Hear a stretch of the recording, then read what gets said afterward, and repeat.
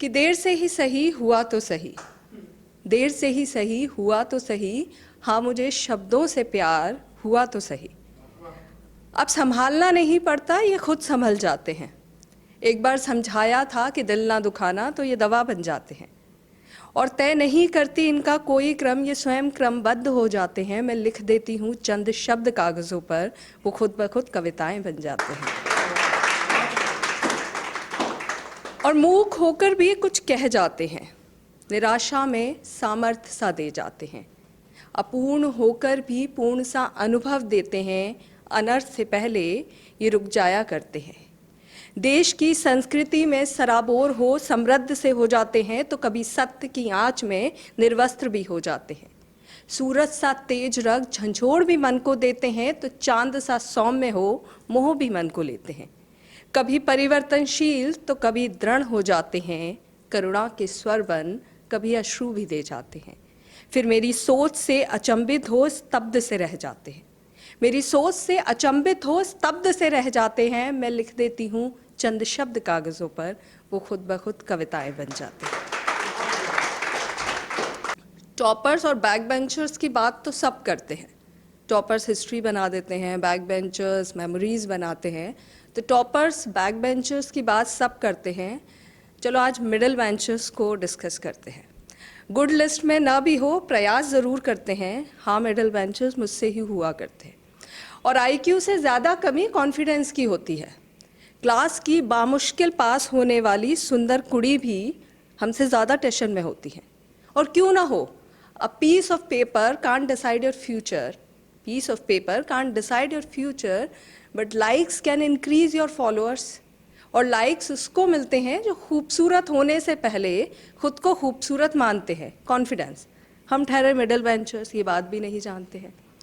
और एकेडमिक में भी हाल थोड़े नासाज थे जब टॉपर्स के प्रिसाइज 1.23, 1.24 आंसर्स के डिस्कशन में हमारे आंसर्स 100 के पार थे। सही क्वेश्चन पढ़ के ढेरों मिस्टेक करते हैं, गलत क्वेश्चन पढ़ के सही आंसर दिया करते हैं। और वैसे पेपर हमारा 80% सॉल्व होता है, we are not that much bad. तो पेपर हमारा 80% सॉल्व होता है, पर क्या करें कि आंसर कंटेंट डेफिशिएंट होता है।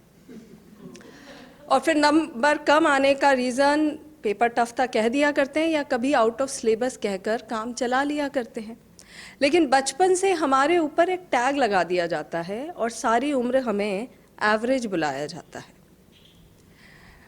खुद को कम आंकने की हमें भी आदतें पड़ गई, और दूसरे क्या कहें, हमें खुद में भी कोई ख़ास बात नहीं लगी। फिर बड़े होकर हम खुद को कुछ समझ पाते हैं और ओपन माइक पे आकर अपना दुखड़ा भी सुनाते हैं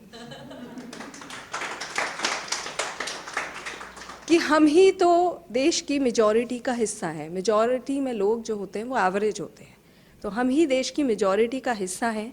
किसी एक आइडिया का एग्जीक्यूशन हम ही तो कर पाते हैं, तो कायदे से वर्क की हायरार्की में हम भी इम्पॉर्टेंट हो जाते हैं।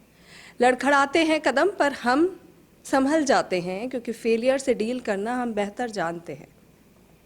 लेकिन फिर भी इस टैक्स सिस्टम ने हमें बड़ा सताया है, और ज़िंदगी के हिंदी वाले सफ़र में इंग्लिश वाला सफ़र बढ़ा कराया है। न जाने क्यों लोग समझ ही नहीं पाते कि एक घास का तिनका भी अपना फ़र्ज़ निभाता है। एक घास का तिनका भी अपना फ़र्ज़ निभाता है, फल फूल ना भी दे पाए पर मिट्टी के कुछ अंश को वो बांध के तो रख पाता है। अक्सर तूफानों में बड़े पेड़ गिर जाते हैं, और कभी कभी यही नन्हे घास के तिनके पुनः सृष्टि का निर्माण भी कर जाते हैं। और फूल अगर एक से हों तो क्यारियाँ कहाँ लुभाती हैं। सभी फूल एक से हो जाएं तो कहाँ अच्छे लगेंगे। तो फूल अगर एक से हों, क्यारियाँ कहाँ लुभाती हैं, और पर्वत की शिखाएं अनइवन हो तभी तो सुंदर लग पाती हैं।